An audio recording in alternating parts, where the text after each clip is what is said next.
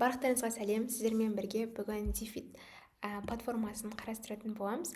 Бірінші біз DFID for Teachers деген сайтқа кіреміз. Try DFID-ті басып, өзіміздің Google аккаунтымыз бойынша тіркелетін боламыз.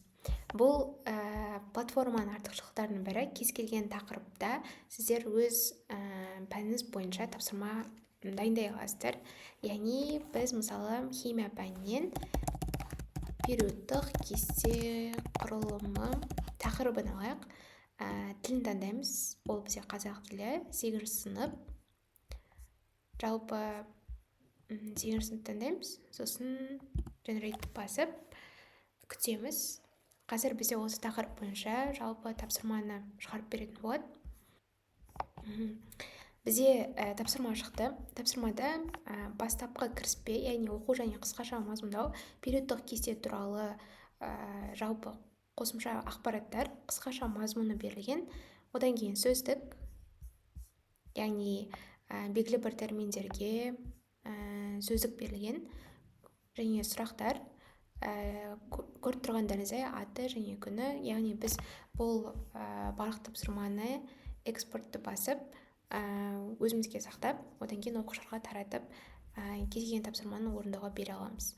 Қысқа жауапты сұрақтар, яғни периодтық кесте не үшін қажет, периодтық кестедегі топтар және периодтар, ашық сұрақтар. Сосын ойлан жұптас бөліс, мысалы менің ойымша, яғни жұптық жұмыс ретінде тапсырма берілген. Келесі бізде бұл карта түрінде, яғни осы периодтық кестені түсіндіре алатын карта жасау тапсырмасы. Жалпылама барлық тапсырмалар 4 типті болып келеді. Сол 4 тип бойынша біз кез келген тақырыпта тапсырма құрастыра аламыз.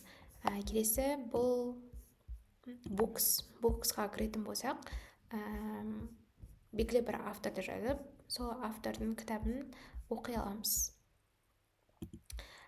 Бұл жерде біз тексті немесе белгілі бір PDF форматындағы документті жүктеп, сол арқылы тапсырма дайындай аламыз. Мысалы, ол YouTube-дағы белгілі бір видео сабақтар болсын, сол YouTube-дағы видео сабақтар бойынша да тапсырма дайындауға болады.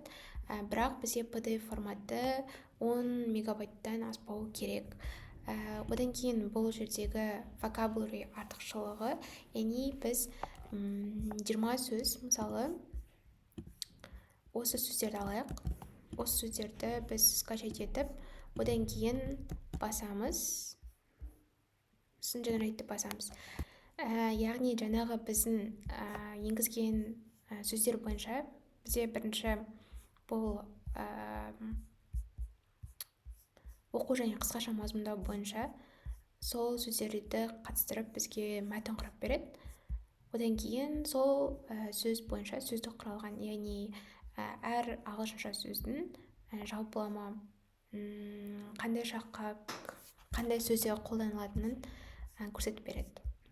Және сол сөздік бойынша бізде сұрақтар және қысқа жауапты сұрақтар. Яғни берілген сөздік бойынша бізде мысалы алып тастау деген сөз пайдаланып, үкіметтің ескі заңда қалай өзгерте алатынын түсіндіріңіз деген сияқты ағылшынша өзіміздің сөздік қорымызды дамытсақ болады.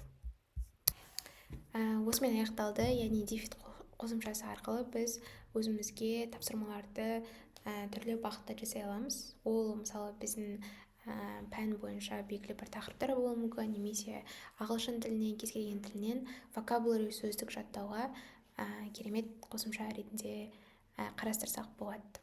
Осымен аяқталды. Барлықтарыңызға рахмет.